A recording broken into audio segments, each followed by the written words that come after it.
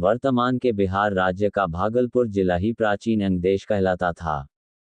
ये प्राचीन मगध, जो आज बिहार कहलाता है, का भाग था और 16 महाजनपदों में से एक था। महारथी सूर्यपुत्र कर्ण यहाँ के शासक थे। अंगदेश की राजधानी चंपानगरी थी, जो आज बिहार का मुंगेर जिला है। आज भी मुंगेर में जीर्ण अवस्था में कर्ण का किला मौजूद है। ऊपर का चित्र। दुख की बात यह है कि बिहार सरकार ने निर्दयता से इसे नजरअंदाज किया हुआ है और इसके पुनरुद्धार की कोई योजना नहीं है। नालंदा विश्वविद्यालय के बाद विश्व का दूसरा सबसे प्राचीन और 3 सबसे प्राचीन विश्वविद्यालयों तीसरा तक्षशिला में से एक विक्रमशिला विश्वविद्यालय। ऊपर का चित्र इसी अंगदेश में था, जिसका विध्वंस मुस्लिमों ने नालंदा विश्वविद्यालय के विनाश के कुछ समय बाद कर दिया था। भागलपुर शहर से कोई 45 किलोमीटर पर इस महान विश्वविद्यालय के अवशेषों को देखने दूर दूर से लोग आते हैं, किंतु सदा की भांति बिहार सरकार इसकी ओर झांकती भी नहीं।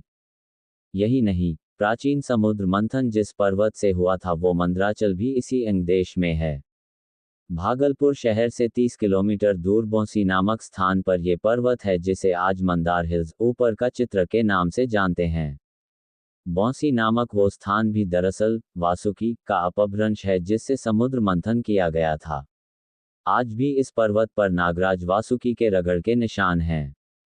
प्रत्येक वर्ष मकर संक्रांति के दिन यहाँ मेला लगता है, जो 14 दिनों तक चलता है। महर्षि जहनु की जंघा से निकलने के कारण मां गंगा जाह्नवी भी कहलाए। जिस स्थान पर उनका ये नाम पड़ा वो भी इसी भागलपुर में है। प्राचीन काल में अजगबीनाथ नामक सिद्ध ऋषि का आश्रम वहां होने के कारण उस स्थान का नाम भी अजगबीनाथ धाम पड़ गया है।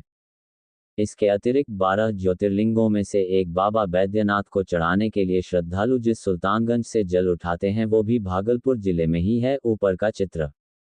ये स्थान जैन दिगंबरों के लिए भी बहुत प्रसिद्ध है। देश के चुनिंदा दिगंबर जैन मठों से एक इसी भागलपुर के नाथनगर में है। जब पटना पाटलिपुत्र कहलाता था उस समय भागलपुर का नाम अंग से बदलकर भगदत्तपुरम रख दिया गया। इसका कोई ठोस प्रमाण तो नहीं है, किंतु कुछ लोग ये भी मानते हैं कि ये नाम महाभारत के महान योद्धा नरकासुर के पुत्र भगदत्त के नाम पर पड़ा। बाद में यही नाम अपभ्रंश होकर भागलपुर बन गया। हालांकि भागलपुर को आज भी अंग प्रदेश ही कहा जाता है। इसी प्राचीन नाम के कारण भागलपुर और उसके आसपास की स्थानीय भाषा अंगिका कहलाती है।